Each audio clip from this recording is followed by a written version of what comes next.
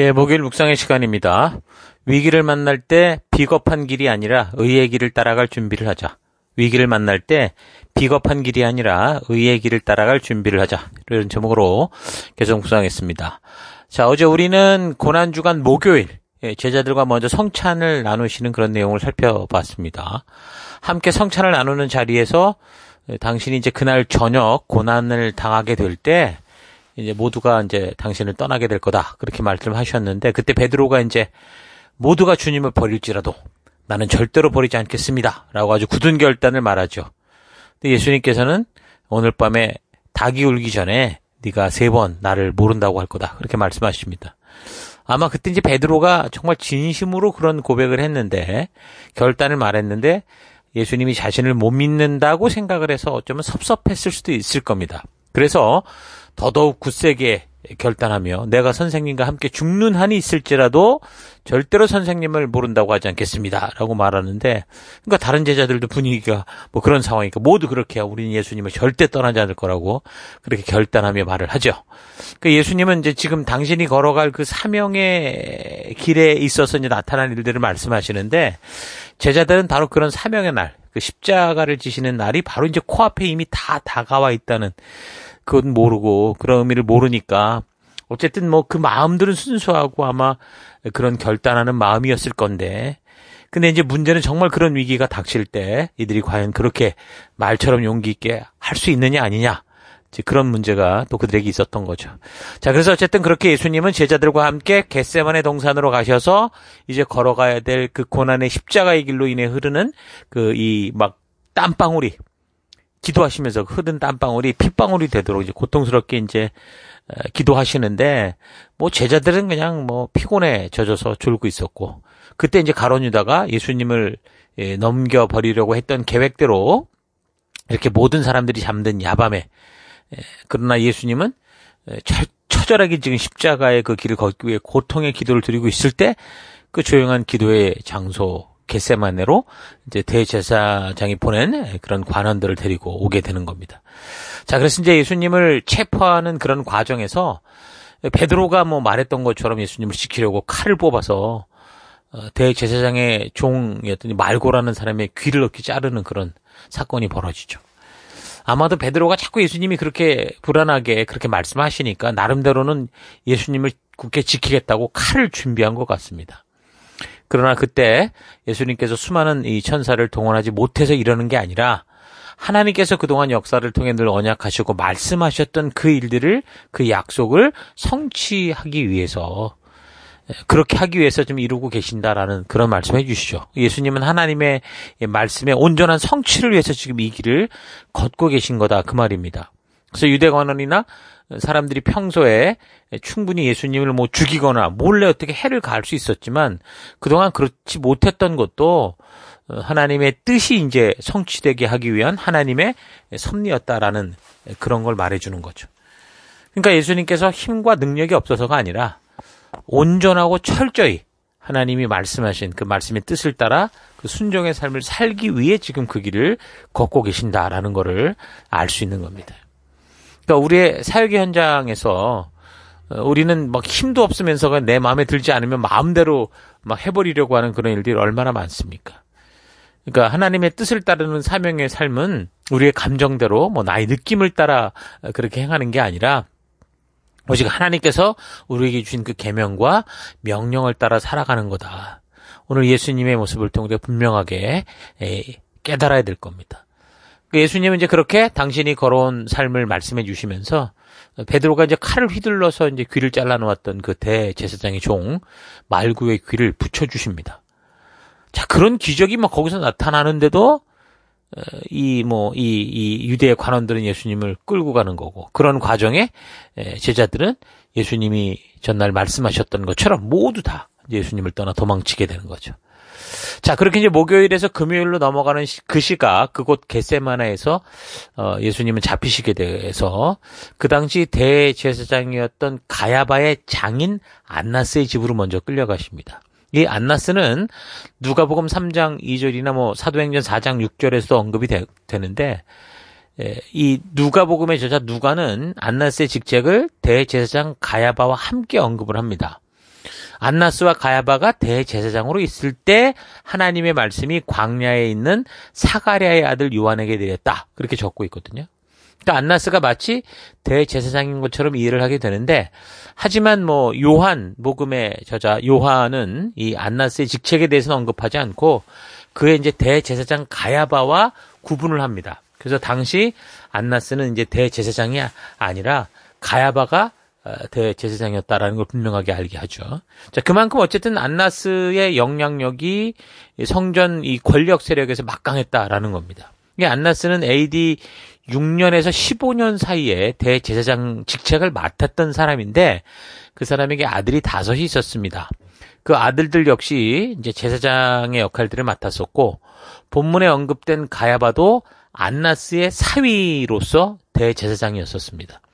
그 본래 대제사장이라는 게 종신직이었는데, 이제 로마의 지배가 시작된 후에 대제사장직이 이제 막대한 부와 권력에 의해서는 좌우되는 거죠. 그래서 로마에 대한 적극적인 추종자들에게 그래서 이런 중요한 자리, 그러니까 대제사장의 직책을 주게 됨으로 말미암아 자꾸 이제 교체되는 일들이 있었습니다. 그 안티오쿠스 에피파네스 시절에 같은 일들이 계속해서 벌어지고 있었잖아요. 이 제사장직을 돈으로 사고 파는 그런 일들. 그러니까 이제 당연히 대제사장이라는 권력을 가지고 있는지는 몰라도 뭐 바리새파나 백성들에게는 별로 이렇게 신앙적으로 존경하고 뭐 추앙할 만한 그런 존재는 아니었다라는 걸 알 수 있는 겁니다. 그러니까 종교가 정치에 빌부터 살게 되니까 그 막강하다던 이 안나스 이 사람도 역시 로마 총독 그라투스라는 사람에 의해서 쫓겨나게 됐거든요. 자, 아무튼 이 많은 무리들이 예수님을 이 대제사장 가야바에게 데려가지 않고 그의 장인이었던 안나스에게로 데려간 이유가 무엇인지 본문에 언급되지 않아서 알 수는 없지만, 뭐 그의 사위가 대제사장이었기 때문에 대제사장의 버금가는 그런 영향력을 행사하면서 여전히 이제 막강하게 예루살렘 지역에서 벌어지고 있는 사건에 대해 어떤 결정권, 영향력을 가지고 있었다라는 걸 알 수 있는 거죠. 그러니까 이 사람이 온 나라를 위해 한 사람이 죽는 게 낫다라고 말했던 그 사람이었거든요. 그러면 예수님을 이런 식으로 잡아들이기 위해서 가룟 유다를 매수하는 일이나 그런 일을 꾸미는 거, 그리고 실제로 예수님을 겟세마네로 잡으러 보낸 그 사람이 바로 이 안나스일 가능성이 높은 거죠. 그러니까 이제 그들이 잡아다가 안나스에게 데리고 온 거겠죠. 그래서 이 사람이 그래서 예수님을 신문하는데, 예수님께서 그의 제자들에게 무엇을 가르쳤는가? 이제 그런 걸 묻습니다. 예수님은 그가 질문하는 의도가 지금 예수님이 발언을 하는 가운데서 책 잡을 만한, 그러니까 뭔가 신성모독이 됐든 어쨌든 죽일 만한 그 어떤 흠을 잡으려고 그렇게 한 것을 예수님은 알고 계셨죠. 또 원래 유대인의 재판 원칙은 피고가 자신에게 불리한 증언을 하도록 강요받을 수 없고, 그러니까 피고의 진술을 유죄 근거로 삼을 수도 없게 그렇게 되어 있었거든요. 다만 이제 증인들의 증언이나 구체적인 물증의 객관성과 타당성에 의해서만 이제 유죄를 선언할 수 있었습니다. 그래서 예수님은 이 안나스의 교활한 이런 이 질문에 대해서, 음모에 대해서 요한복음 18장 21절 어찌하여 나에게 묻느냐? 내가 무슨 말을 하였는지를 들은 자들에게 물어봐라. 그러니까 증인들에게 물어봐라 그러는 거죠. 저희가 나의 하던 말을 아느니라. 그렇게 대답하면서 증인들이 분명하게 있는, 그러니까 뭐 여기서 안나스가 뭐 다른 말로 그 예수님을 넘어뜨리려고 한다고 해도 예수님에겐 증인이 많이 있던 거를 이제 알게 하는 거죠. 자, 그래서 이 사람 안나스가 꼬투리를 잡지 못하고 예수님을 그냥 대제사장이었던 그 가야바에게 보냅니다. 그래서 가야바는 그 해의 대제사장이다. 그러니까 요한복음의 본문이 자주 말하거든요. 11장 49절, 11장 51절, 18장 13절에 그렇게 말을 하는데, 그 해의 단어라는, 그러니까 그 해라는 그 단어는 제사장직이 뭐 1년으로 끝나는 뭐 그런 시기를 말하는 게 아니라 예수님이 체포되던 그 시기, 그때의 이 예루살렘의 그 대제사장이 바로 이제 가야바였다 그러는 겁니다. 그래서 이 가야바는 거의 한 20년 동안 이 대제사장직을 맡았던 것으로 알고 있거든요. 자, 어쨌든 그곳에서 이제 예수님이 그렇게 뭐 모욕을 당하시고 또 이제 뭐 꼬투리를 잡는 그런 일들이 계속 있었을 때 베드로가 거기서 이제 새벽 닭 울기 전에 예수님을 3번 부인하는 그런 일들이 생기면서 아주 절망하게 되죠. 예수님이 체포될 그때 모든 제자들이 다 무서워서 도망을 갔었을 때 베드로는 아마도 예수님의 잡혀가시는 그 길을 몰래 뒤따라간 것 같습니다. 그래서 대제사장 집까지 들어가서 거기 이제 모인 많은 이 무리들 속에 숨어 있었는데, 근데 이제 문지기 하녀가 베드로를 보고 이 사람이 예수님의 제자 가운데 하나가 아니냐 그러는 바람에 이제 예수님을 모른다고 막 부인을 한 거죠. 바로 전날 그 마지막 만찬 자리에서 예수님이 가는 곳이면 감옥이든 뭐 죽는 자리든 내가 주님과 함께 있겠다. 그렇게 말해놓고 3번이나 그렇게 이제 위기가 다가오니까 그 위기 속에서 뭐 순식간에 예수님을 부인하게 되는 거죠. 여러분, 이거는 베드로가 왜 이래? 이렇게 말할 문제는 아니라 바로 나의 문제로 봐야 될 가능성이 큽니다. 그래서 함부로 우리가 공략하지는 말아야 되는 거죠. 아마도 그 베드로의 그 예수님을 지키고자 했던 그 결단이 거짓말이었겠습니까? 아니죠. 정말 그런 진심이었을 겁니다. 그런데 문제는 사람은 연약한 존재라는 겁니다. 그래서 뭔가 자신 있고 진실하다고 해도 뭘 장담하고 막 떠들어대기보다 정말 그런 위기를 만날 때, 정말 그런 위기 속에서도 정말 의롭게 내 목숨을 내놓고라도 죽을 수 있는, 용기 있게 남을 위해 죽을 수 있는, 의의 길을 따라갈 수 있는 그런 준비를 하는 게 중요한 거죠. 예전에 그 세월호 사건이 있었을 때 그 죽음의 위기가 왔다 갔다 하는 그 같은 시각에 자기 혼자 살겠다고 도망쳐 나왔던 선원들이 있었고, 또 그 위험 속에서 한 생명이라도 더 건지겠다고 애쓰다가 함께 거기서 희생당한 그런 사람들도 있었는데, 그렇게 이제 비겁하게 산 사람들은 살아서 지금까지 온갖 비난과 욕을 먹고 그 사건이 있을 때마다 이제 회자되는 그런 시기고, 그렇게 그곳에서 남을 돕다가 죽어갔던 그 사람들은 온 국민의 영웅이 되고 항상 기억하고 존경받는 그런 사람들이 되었죠. 자, 그래서 우리도 어떤 잘 살려고 애쓰기보다 어떻게 보면 잘 죽기 위해 준비하는 그런 삶을 살아야 된다고 봅니다.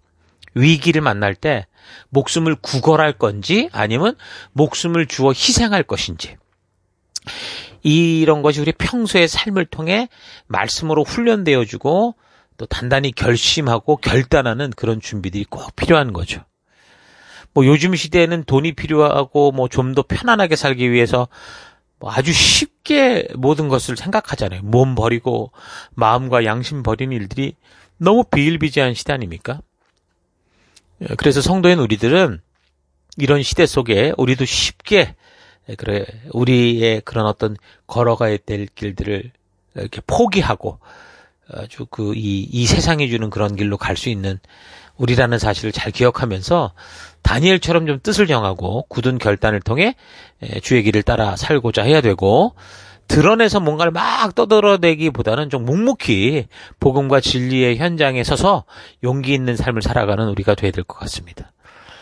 그렇게 살려고 하지도 않는데 뭐 아멘만 크게 외친다고 자신도 모르게 의로운 사람이 되는 건 아니거든요.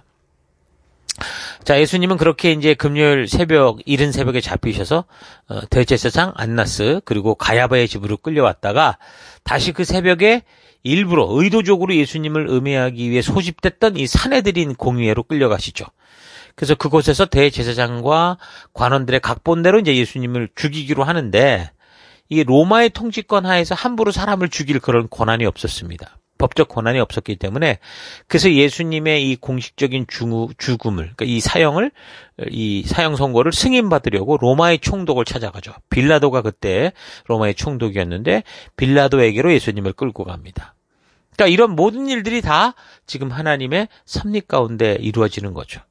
그러니까 사실 조용히 죽여도 모르는 일이었을 텐데, 이렇게 예수님의 죽음이, 예수님의 존재가 그 시대에 온 이 팔레스타인 땅을 비롯해 주변의 모든 땅을 뒤집어 엎어놓은 아주 따들썩하게 그렇게 해모로 말미암아 오늘 이 시대를 살아가는 우리들에게도 부인할 수 없는 너무도 확실한 역사로서 그게 역사적 사실로 기록되어 있잖아요. 그래서 우리가 그것을 듣고 보고 믿을 수 있는 거 아닙니까?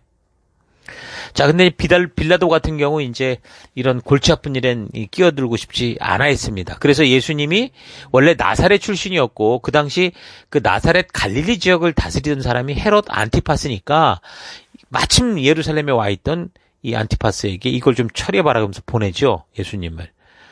그래서 헤롯 안티파스는 뭐 이전에 세례 요한을 죽이기도 했던 사람인데 그렇지 않아도 예수님을 좀 만나면 예수님이 그렇게도 뭐 표적과 이적을 베푼다니까 뭐 그것도 좀 보고 싶고 뭐 이러던 차에 예수님이 이제 그렇게 자기 앞에 오게 되니까 뭐 이것저것 많은 것을 물어보는데 예수님이 아무런 대답도 하지 않습니다. 뭐 그런 동안 시간이 흘러가고 더 많은 군중들이 모이게 되면 다른 의견들이 나올 수 있고 군중 소요가 일어날 수 있다라고 생각하는 대제사장과 율법학자들, 유대 관원들이 같이 간 사람들을 부추겨서 이제 소동을 일으키는 거죠. 계속 고소를 하니까 경비병들과 함께 예수님을 희롱하고 모욕한 다음에 다시 예수님을 빌라도에게로 보내버립니다. 그래서 결국 이제 빌라도가 뭐 어찌됐든 간에 사형 선고를 내리게 되는 거죠. 그래서 예수님은 십자가를 지시고 그래서 골고다의 길을 가시게 됩니다. 그러니까 사형 선고가 내려지면서 군병들이 끝에 이제 가시 같은 쇠가 달린 그 서너 가닥의 채찍으로 갈고리가 달린 거죠. 예수님을 막 내리치는 겁니다. 채찍이 한 번 몸에 감길 때마다 막 그게 살점이를 뜯어내는 거니까 아주 뭐 잡아당기는 순간에는 뭐 때리고 잡아당기는 순간에는 살점이 다 떨어져 나가서 막 안에는 뼈가 드러날 그럴 지경에 그런 채찍을 맞으시는 겁니다. 웬만한 사람은 그래서 이런 채찍을 한두 번만 맞아도 뭐 죽을 정도로 예수님은 오직 그럼에도 불구하고 하나님 아버지의 그 뜻을 이루기 위해서 그 아픔과 그 한계를 겨우 이겨가시는 겁니다. 근데 이런 모습이 또 이미 이 구약의 선지자들을 통해 예언됐던 말씀 그대로죠. 이사야서 53장 5절. 그가 찔림은 우리의 허물 때문이요. 그가 상함은 우리의 죄악 때문이라. 그가 징계를 받음으로 우리는 평화를 누리고 그가 채찍에 맞음으로 우리는 나음을 받았도다. 우리는 다 양 같아서 그릇 행하여 각기 제 길로 갔거늘 여호와께서는 우리 모두의 죄악을 그에게 담당시키셨도다. 그렇게 이제 모진 고문을 받고 비참하게 끌려다니느라고 그 지친 몸으로, 그 새벽부터 지금 잡혀서 계속 그러는 거 아닙니까? 그런 몸으로 몸이 다 찢긴 상태로 이제 십자가를 지고 골고다의 길을 걸으시게 됐는데, 뭐 바로 이전에 뭐 호산나를 외치며 종려나무를 들었던 그런 사람들이 이제는 예수님을 향해 돌을 던지고 침을 뱉고 예수님을 조롱하고 저주하는 그런 수욕의 길을 걸어 올라가시는 겁니다. 그래서 이제 기진맥진한 예수님은 그렇게 영광의 면류관 되신 가시 면류관을 쓰시게 되고 희롱을 당하시면서 또 희롱이 끝나니까 그 수십 킬로그램이나 되는 자신이 못 박히게 될 그 십자가 나무가 어깨에 올려지죠. 그래서 그 무거운 십자가를 지시고 골고다로 향하시기 시작했습니다. 근데 너무도 지친 예수님은 자꾸 쓰러지시는 거예요. 그러니까 지치신 예수님이 휘청거리면서 뭐 그렇게 도저히 몸을 가누지 못하니까 로마 병사가 이제 아는 거죠. 이 사람이 더 이상 뭐 십자가를 질 힘이 없다라는 걸 알고 주변을 두리번 거리다가 그래서 이때 주변에 있던 구레네 사람 이제 시몬이 강제로 이제 끌려오게 됩니다. 15장 22절을 참고 마침 알렉산더와 루포의 아버지인 구레네 사람 시몬이 시골로부터 와서 지나가는데 그들이 그를 억지로 같이 가게 하여 예수의 십자가를 지우고 이렇게 얘기를 합니다. 그러니까 로마에는 이 식민지 사람들에게 일천보를 뭔가를 들고 가게 할 수 있는 그런 권리가 있었습니다. 또 어쩌면 뭐 이 구레네 사람 시몬 같은 경우는 억지로 뭐 십자가를 지게 되는 그 많은 사람 중에 자기가 끌려갔으니까 아주 재수없는 날이라고 생각을 했을 수도 있을 겁니다. 근데 나중에 보면 그는 이때가 바로 그 인생 최고의 변화의 순간이 되죠. 이후에 보면 그의 가정은 아내와 자식 모두가 예수님을 신실하게 따르는 이제 초대교회의 귀한 가정이 됩니다. 로마서를 참고하면 그의 아내는 사도 바울에게 어머니 같은 사람이다. 그렇게 이제 얘기를 하거든요. 로마서 16장 13절 주 안에서 택하심을 입은 루포 여기 나오죠. 15장 21절에 마침 알렉산더와 루포의 아버지인 구레네 사람 그랬으니까 여기 로마서 16장에는 주 안에서 택하심을 입은 루포와 그의 어머니에게 문안하라. 그의 어머니는 내 어머니라. 그게 바울이거든요. 내라는 게 바울이 지금 적는 거니까. 그런 관계가 되는 겁니다. 자, 그렇게 예수님의 골고다 십자가 길에는 제자들은 다 도망가서 없었지만 예수님을 따르던 여인들은 같이 따라가며 슬피 울었습니다. 근데 예수님께서 자신의 고통이 그렇게 심한데도 다른 사람들에게 다가올 고통을 위해서 조언을 하시죠. 누가복음 23장 28절, 예수께서 돌이켜 그들을 향하여 이르시되 예루살렘의 딸들아, 나를 위하여 울지 말고 너희와 너희 자녀를 위해 울라. 이 말씀을 1차적으로 이제 그 이후 40년 후 AD 70년 예루살렘이 멸망하면서 시작될 그 고난에 대한 그런 이야기도 되고요. 또 예루살렘이 로마의 포위를 당해서 당시 성 안에 있던 사람들이 모두 굶어 죽거나 비참하게 죽음을 당하는 그런 내용일 거고. 그리고 이제 2차적으로는 정말 심판의 날을 말하는 거겠죠. 그래서 최후의 심판을 위해 예수님이 고난을 받으시지만 마지막 심판의 고난은 십자가 고난보다 더 크고 영화롭기 때문에 이제 그렇게 정말 그 온전한 믿음의 길을 갈 것을 또 그렇게 말씀해 주시는 겁니다. 자, 그런 과정을 통해 결국 골고다 언덕으로 올라가시게 되고, 그래서 그곳에서 이제 십자가에 달리시게 되는데, 그때가 이제 금요일 6월절 오전 9시였습니다. 마가복음 15장 25절. 예수를 십자가에 못 박을 때는 아침 9시였다.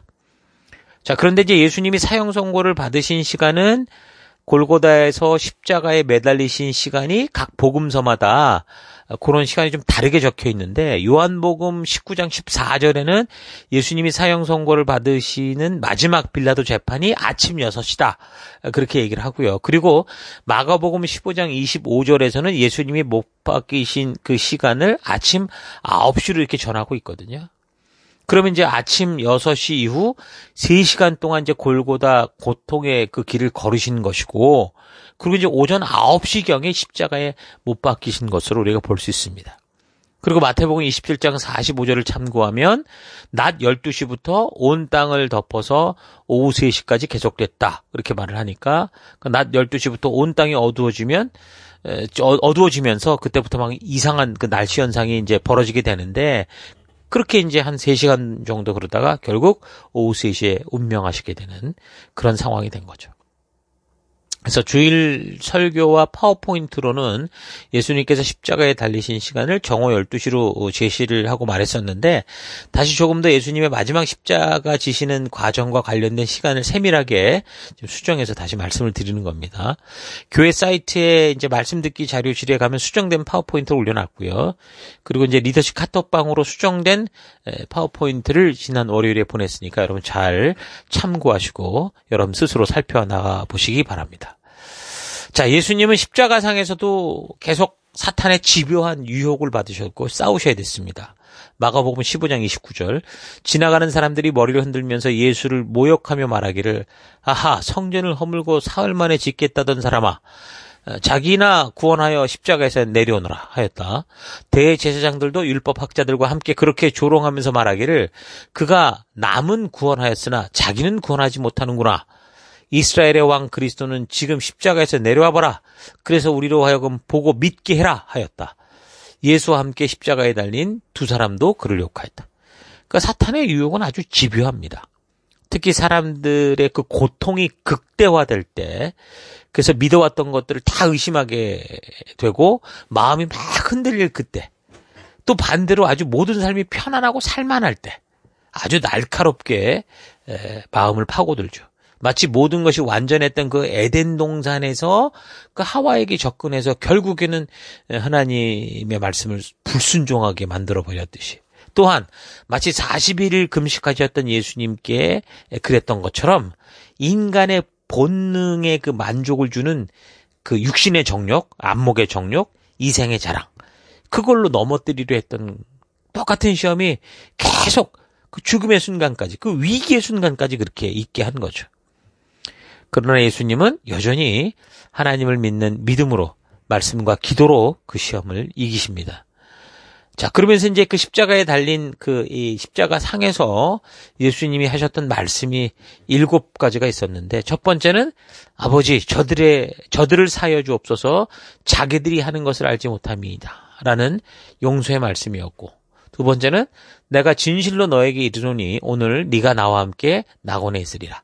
그 오른편에 있는 강도가 회개하고 돌이킬 때 하셨던 말씀이고, 그리고 이제 이 예수님의 어머니 마리아가 왔을 때 여자여 보소서 아들이니이다. 그리고 요한에게 보라 내 어머니다 라고 말한 거. 네 번째는 엘리 엘리 라마 사박다니. 그러니까 나의 하나님 어찌하여 나를 버리셨나이까 하는 그런 탄식이었고, 다섯 번째는 이제 거의 죽음에 이르실 때 내가 목마르다 그렇게 말씀하셨던 거고, 여섯 번째는 이제 그 끝이 온 걸 아시고 다 이루었다 말씀하신 거고요. 그리고 마지막 일곱 번째는 아버지 내 영혼을 아버지 손에 부탁하나이다 라고 말씀하시면 이제 죽음으로 가시는 거죠. 그러니까 예수님께서 십자가상에서 이렇게 7번의 말씀을 하신 후에 그 온 땅이 막 어두워졌던 더 이제 심해진 거죠.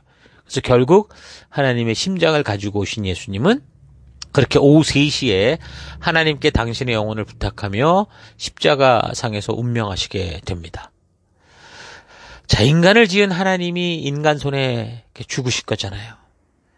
자, 그러긴 했지만요. 예수님의 죽음의 이 장면을 잘 읽어보면 죽음이 예수님을 데려가는 게 아니라 예수님께서 죽음을 허락하는 것을 볼 수 있습니다. 그러니까 이런 죽음을 곁에서 지켜보던 사람들 중에 그 눈이 완전히 자기 욕심에 빠져있던 사람들은 대제사장이나 바리새인들은 자기 목숨 하나 건지지 못하는구나 조롱하고 비웃느라고 정신없었지만, 그 십자가형을 직접 집행했던 로마의 백부장 그 옆에 바로 있었던 사람은 참 이분은 하나님의 아들이셨다라고 고백할 그럴 정도였었죠.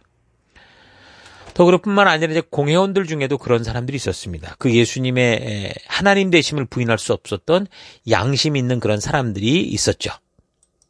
그래서 예수님의 죽음을 보고 있던 그 사내들인 공회원 요셉과 니고데모 같은 사람은 빌라도를 찾아가서 예수님의 시체를 거둘 수 있게 해달라. 그래서 예수님의 시체를 이제 거두어서 준비한 그 고운 배로 예수님의 시신을 싸서 바위를 깎아서 만든 그 무덤에 장사를 지내고 이제 돌로 이불을 막아 놓아서 예수님을 장사하게 됩니다. 그리고 이제 예수님께서 죽은 지 3일 만에 이제 다시 살리라고 하셨던 예언이 있었기 때문에 이게 신경 쓰이고 두려웠던 이 대제사장과 바리새인들은 그 총독 빌라도를 찾아가서 예수님의 무덤을 지킬 로마의 군대를 지원을 받아서 예수님이 장사된 그 무덤을 철저히 지키게 합니다. 그러니까 이 사람들은 복음이 아니라 불신을 굳게 믿고 있는 자기 믿음의 소유자들이었던 거죠. 자, 이렇게 인간을 지은 하나님께서 인간 손에 죽으시는 예수님의 죽음까지 우리가 살펴보았습니다. 이런 예수님의 골고다 여정 속에서 벌어졌던 그런 사건들 속에 함께 이게 연결되어 있는 인물들, 그들의 말과 그들의 행동을 잘 살펴보면서 나는 지금 말씀을 믿기에 정말 예수님이 걸어가신 그 길을 따르고 걷는 그런 자인지, 또 복음과 생명 되신 하나님의 말씀을 듣고 들어도 이 바리새인과 대제사장처럼 그저 내가 느끼는 대로 내 확신과 내 기대를 따라 살아가는 자인지 차분히 되돌아보는 그런 시간 되길 바랍니다. 자, 오늘 하루 나는 예수님이 걸어가신 골고다의 길을 외면하지 않고 하나님의 부르심과 생명의 길임을 알기 때문에 굳건한 믿음을 가지고 욕이 날라오고 돌이 날아오는 길이라고 하더라도 예수님을 따라 눈물로 함께 가는 그런 소수에 속한 자인지, 아니면 그런 말씀대로의 길을 외면하고 회피하고 예수님께서 지금 걸어가시고 있는 그 믿음의 길조차 방관하는 그런 다수에 속한 자인지 좀 차분히 생각하고 여러분 한번 묵상해 보시기 바랍니다. 그 견딜 수 없는 십자가를 맨 골고다 고통의 길을 걸으시면서도 슬피 울며 그를 좇는 여인들에게 너희와 너희 자녀를 위해 울라 하시면서 저들의 죄를 고집하는 삶의 결과가 얼마나 고통스러운 미래를 가져오게 될 것을 말씀해 주심으로써 잃어버린 그 한 생명이라도 다시 온전한 생명의 일로 이끄시고자 하는 그 마지막 죽음의 순간까지 그 일을 행하시는 예수님의 그 간절한 마음을 여러분 만날 수 있기를 바랍니다. 그래야 우리가 위기를 만날 때 비겁하게 다수의 의견, 분위기를 따르는 그런 삶이 아니라 다수가 뭐라고 주장하든지 참된 진리와 생명으로 이어지는 그 믿음의 길을 선택하며 걸어갈 수 있는 겁니다. 예수님은 하나님이셨습니다. 인간을 지은 창조주셨습니다. 그런데 인간을 지은 하나님이 인간 손에 죽으신 거죠. 자기의 목숨을 주시기까지 신실하게 인간들과 맺은 그 언약을 끝까지 지켜주시는 우리 창조주 하나님 아버지의 귀한 사랑을 여러분 이 예수님을 통해 정말 진심으로 만나기를 축원합니다. 그저 성탄절을 기뻐하고 부활절을 즐거워하고 잔치를 벌이고 파티를 하는 그런 것에만 익숙한 그런 삶을 떠나서 진정으로 이런 절기를 통해 우리에게 말씀하시고자 했던 하나님의 그 진실한 마음을 깊이 있게 만나는 그런 거듭남이 있기를 바랍니다. 진정한 거듭남은 삶을 살아가는 가치관이 완전히 바뀌는 것이라고 했습니다. 오늘날 이 시대 모든 나라 백성들이 본능과 세속의 유행을 따라 살아가는 이런 문화의 가치로부터 우리가 구별되고 떠나서 하나님이 그의 백성에게 주신 그 법도와 규례와 명령과 계명의 가치를 따라 살아가는 것, 그것이 거듭남입니다. 우리는 이런 세속의 세상에서 살아갈 수밖에 없지만, 천국 가기 전까지 이런 어둠 속에서 살아갈 수밖에 없지만, 그래서 우리를 빛으로 삼아서 이 어둠 속으로 보내신 하나님의 뜻을 따라 살아가는 것이 성도의 존재 이유다라는 거 여러분 잊지 마시고, 각자 가는 곳마다 하나님 나라의 법도가 통치하는 그런 하나님 나라를 세워가는 거룩하게 구별된 주의 백성됨 삶 살아가기를 축원합니다. 자, 오늘 하루도 힘내십시오. 잠시 기도하겠습니다. 예수님이 이 땅에 오셔서 걸으셨던 길은 하나님께서 말씀해 주신 그 진실한 뜻을 따라 걷는 길로 모든 성도들이 살아가야 할 바를 분명하게 보여주시는 길인데, 위기와 다급함을 만나거나 또는 반대로 편하고 먹고 살만하면 언제라도 말씀의 이 가치가 이끄는 생명의 길을 너무 쉽게 버리고 나의 만족과 유익을 위한 편안한 길로만 걸으려고 했던 삶을 회개합니다. 내가 너희를 사랑한 것 같이 너희도 서로 사랑하라 하신 예수님의 말씀을 깊이 기억하면서 우리를 위해 목숨까지 주시는 예수님의 그 사랑을 따라 오늘 우리 가운데 연결시켜 주신 귀한 한 생명도 놓치지 않고 예수님이 베푸신 귀한 사랑을 함께 나누는 내가 되기 원합니다. 우리가 이 땅에서 성도로 살아갈 때 세상의 유행과 문화에 휩쓸리는 삶이 아니라 그런 세상 속에서 하나님의 말씀의 가치를 가지고 거룩하게 구별된 하나님 나라를 세워가는 빛된 주의 백성다운 삶 살아가기를 원합니다. 하나님, 날마다 위기가 다가올 텐데 하나님 그런 위기의 순간 오직 우리 주의 말씀을 따라 우리 예수님의 길을 걷는 내가 되기를 간절히 바라옵고 예수님 이름으로 기도했습니다. 아멘.